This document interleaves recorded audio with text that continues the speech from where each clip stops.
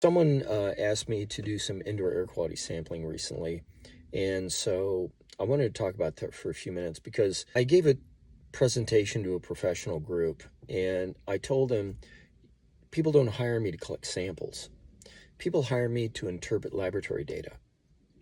So you as a consultant, if you don't know the difference between, say, basidiospores and chitonium and cladosporium, if you don't know what those mean and the environments that are required for them to germinate and grow, because they're so different from each other, you really should not be doing this kind of work. And I don't think you should just collect samples, get the laboratory data, and then hand it to the client and say, yep, there's a lot of stuff there. You should write a report that says, I collected the samples on this day. These are my locations, and these are the reasons why I selected them. I calibrated my equipment using XYZ methods. I used this equipment for the collection of it.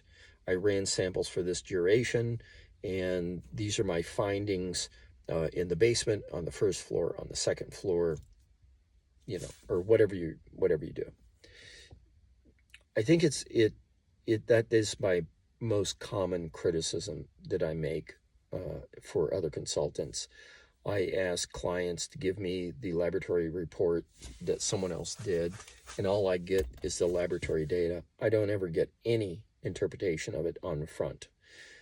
And I think it's because people just don't know. When I first got in the business, I spent 3 long days going all over the internet to every single laboratory I could find because they all have fungal glossaries.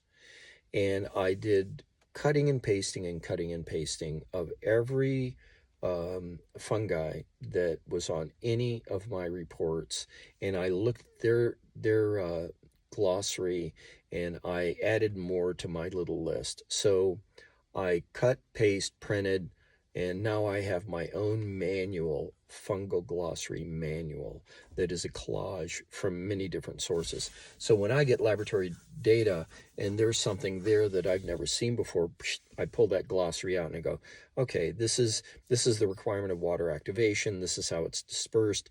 These are the potential sources inside the house, like plants. This is how it's dispersed. And so these are the health effects. People always seem to jump to the health effects first. That to me is the last thing. This is my point. You really need to know the story that the laboratory data tells you. If you can't look at laboratory reports and see the story of what it's telling you, then you have a lot of work ahead of you. I'm not telling you to get out of business. I'm just saying you really are not providing a service to your client if you don't know how to interpret laboratory data.